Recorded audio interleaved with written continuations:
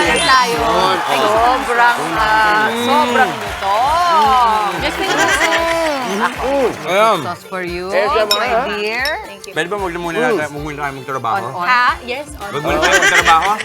Panoorin na lang muna nila tayo kumakain. Yeah, okay lang. Kaya naman sa kanila, takam na takam na. Ayun na, okay. Bago tayo tuluyang mabusog sa mga lechong ito, bati muna tayo sa mga kapatid natin. Good morning, mga kapatid! Kaya yan, December 5 na. Oo, bati na tayo Maayong buntag sa mga kapatid natin sa Buano. Maayong Sakto. buntag. Pag lechon, di ba? Maayong Bida ang mga buntag. taga Cebu dyan. No? Kaya advance na natin ang Christmas sayang handaan sa maaga naming paghahain ng laging star ng mga salo-salo, ang lechon.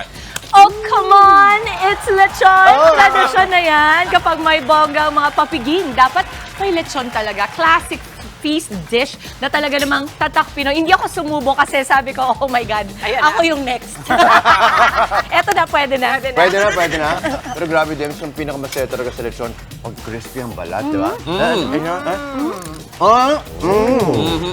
Juicy pa yung laman niya, di ba? At ang lasa, of course, world class sa sarap at linamnam. At kung lechon lang din naman, isa sa nangunguna dyan, ang ping-ping! Ping-ping! Naman, classic. Alam na alam yan, di ba? Pero alam niyo rin ba? Yan, curious din ako kung paano nga ba nagsimula ang tradisyon natin ng paghahanda ng mga lechon sa kainan. Kaya naman, para pag-usapan yan kasama natin ngayon, ang isang food historian. Nakilala nyo na, napapanood nyo dito. Miss Clang Garcia kasama natin ngayon sa Good Morning Kapatid. Kasama din si Eric Chua ng Ping Ping's Lechon. Good morning. Morning kapatid. And Miss Eric. Clang, good Good morning. morning. Hi. Good morning. Good morning. So history lesson tayo. Oo. Gusto kong malaman, tama ba yung galing din sa ating Spanish heritage? Tama Hindi ba? naman. Ay, Meron hindi na pala. tayong ganyan. Ano, una tayo? Meron na talaga Sa mga tayong ganyan Chinese, yung no? pagdating pa lang nila. Oo, sige, simulan natin sa simula. Actually, kasi kinakailangan talaga natin mag-document. Pag hindi na-document, wala tayong point of reference. So, Okay. kaya yung ginagawa ko. So, yung panahon pa ni Ferdinand Magellan na nag-travel sila around the world to search for the Spice Islands, no? Nakarating sila sa Homonhon Island and then na-document ni Antonio Pigafetta na merong isinerve sa kanila na hindi naman tinawag na lechon, but swine, no? Mga isang buo. So, yung mga panahon na yon, ang mga cooking methods lang naman natin ay boiling and roasting. Tama. So, nakikita natin na buhay na siya. Pero kaya lang, when we were under the colony of Spain, pag ang mga banyaga pumunta sa ibang bansa, halimbawa sa atin, bit-bit nila ang sarili nilang wika. No? So, kaya tinawag yan na lechon. So, ang reference yan ay from the word na leche, which is milk. So, yung mga suckling pig pa, yung mga, di ba, yung mga baby. So, kaya nagkaroon yan ng pagkalan na Pero, lechon. Miss Clang, naalala ko lang nung college, nabanggit to. Hindi ko alam kung tama. Nung daw panahon ng Espanyol, ang lechon ang isa sa mga basehan para malaman nila kung yung isang katutubo ay nag-convert na into Christianity. Correct. Wow, Tama galing yun. talaga. Alam mo sa college pa. Tama ba? Yes, napakalalim ng kasaysayan ng lechon kasi pinupush nga nila ang Catholicism. At the same time, pag kumakain ang mga tao, ino-obserbahan na paano kumain kasi nakikita nila kung sino ang mga nagpa-practice ng Islam. Kasi ang Islam hindi nakakain ng lechon. Amazing. That's an amazing trivia. Oo, ang galing, Okay. no? Parang very diplomatic. Kumbaga, hindi mo tatanungin. Oo. Pagmamasdan mo na lang. Oo. Oo, Observe. lechon is a form of power and to win people. Wow. Galing. So gastronomy diplomacy ang nangyari sa atin. And very, very festive too. Now, I want to know from Ping Pings, ano yung nagsistand out sa lechon nyo? Kasi I know, even through the pandemic, a lot of people opened lechon businesses because we all love it, right? And we feel like parang kailangan makakain ako nun. How do you think Ping Ping's lechon stand out from the others? Kasi nag-specialize kami sa being native yung lechon namin. Less cholesterol siya. Oh, wow! Ako yun ang gusto natin. Diet niyo yung Lalo mga... lang, health conscious na yung mga Lalo na yung tao. mga tatay kong nasa likod ng camera dito. Mamaya, ah? Paano nga yung nagagawang less cholesterol? Paano? Yun, pagka-breed po, native po. Ang native lechon talaga is less cholesterol siya. Mas malasa. Dahil sa Mas pagkain malasa nila, rin. no? Opo. At saka mas Yan, konti maliit yung siya. fat? Ganun ba? Yes po, yes po. Mas lean siya? Mas lean. Kasi nakikita mo, medyo sexy nga itong mga lechon. Mama Chick! Wala natawa ko sa live. Mukha ng intermittent. Nag-ayat din to. Nag-ayat din to. Nakikita nyo sa screen siya, ayan, mahahaba sila. So, Di it's mo a nagpipila. healthier lechon. The healthier lechon. Sabi nila, sa balat daw makikita pag perfect yung lechon. Trinay mo na, yung kanina pinakatok. Kinakatok? Ganda. Pero ano nga ba ang bata yan, ang isang perfect na lechon? Ano ba mga standards natin? Miss Klang, kahit si... Go. Amoy pa lang alam mo na. Totoo. Naman. Totoo naman. Ito naman ang tanong ko. Tsaka makinis Yes. Bakit yung iba gusto nila yung merong sauce, traditional na sauce na ganito, at yung iba ayaw? Yung pagsasibu lechon, di ba? Yung usually... Purist sila, they want just the lechon, no? Paano po ang nun? Ang explanation nun? Ano naman ang... Kasi personal taste na yan Kasi nung galing din naman ako nung Samar, may ginagawa akong libro doon.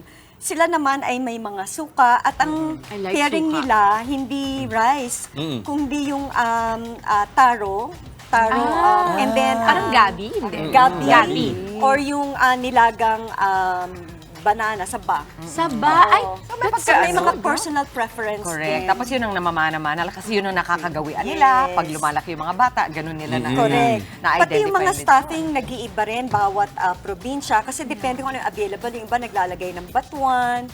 Pati yung pangkinis niyan, iba-iba. So, yung sa Subuchon, they use coconut water. Yung na-document ko sa Samar, ay Coke. Sa kanila naman, pakisabi, ano ang Naman inyo? toyo and adegley sugar. Oh, di ba?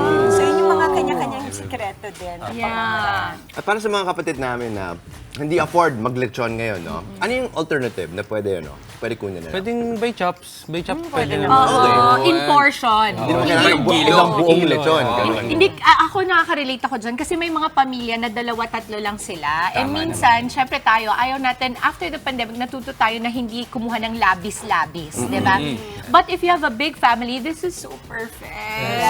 Good for how many nga ba ito? Yung ganito Good for kalaking lechon? 30 persons na po. 30 na yan. Pero kung kasama mo ako sa pamilya mo, good for 50. Kasi ang takaw ko dyan Tapos ano pa yung mga putahe na pwede? Halimbawa, may natirang lechon. Kinabukasan, pagkatapos ng Pasko, ano yung mga perfect na putahe? Paksiw. Pwede Ay, yung ang paksiw. sarap!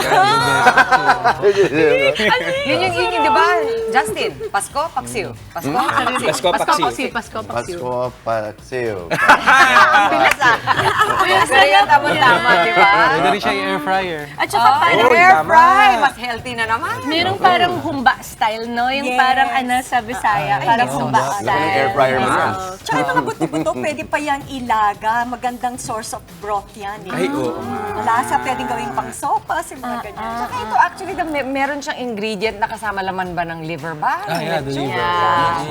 Did you try lechon in Munggo? Monggo? It's very good. Imbis sa chicharon. Yeah, it's very, very good. Kasi pag malambot na yung ano. Diba, yung pinakamasarap kasi dyan, ito yun yung parang, yung gitna nung balat at saka yung laman. So in the Munggo, it's super lasa. Yeah, gusto mo O sige, so sa Pingpings, magkano ba ang dapat ihandang budget ng mga kapatid natin kung halimbawa gusto na umorder ng lechon? For the whole lechon. Around 8,000 po de leche size na de namin. leche. De leche. Tapos pwedeng kilo-kilo. Paano pag kilo-kilo Ang ang... kilo-kilo naman namin is 1-2 per kilo. Oh, pwede na. Saan nga kayo?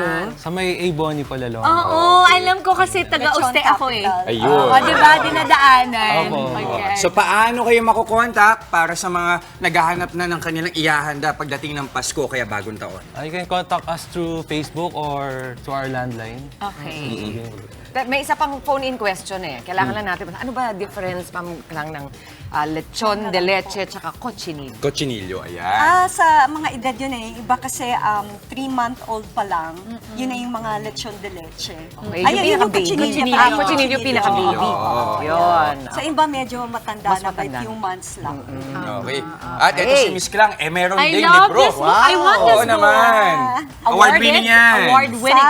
Yes. So, ginawa ko po to during the pandemic. I traveled around the Philippines to document our heritage dishes. Is this a sea urchin?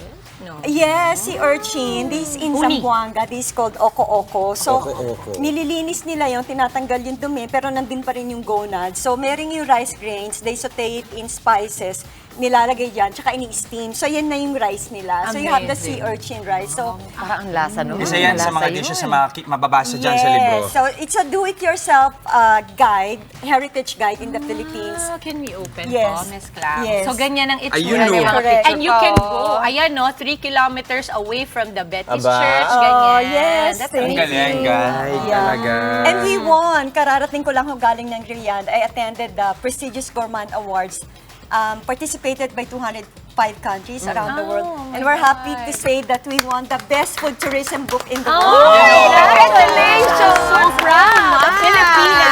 Nakakatuwa. Filipina, everything looks amazing. At may pictures. You know, so when you don't read so much, you want Yeah. nice Hinahanap yung picture. Totoo yun, di ba? Totoo. Tsaka kung may QR code yan, all you have to do is scan and it will bring to life the publication. You will see the precious interviews sa destination. Ang galing. And Ang alam galing, ko, ang lahat galing. yan is filled with Interactive. your personal experiences Yes. and talagang lahat ng mga your love and your passion is in that book. Kaya naman nanalo. Thank you. Ay, congrats, Well, Miss congratulations. Clam. Congrats and Pink Pigs, thank you so Thank you so much. much. So, Very thank you salamat. sila for your lechon. And then again, yung libro ni Miss Clang, maraming salamat.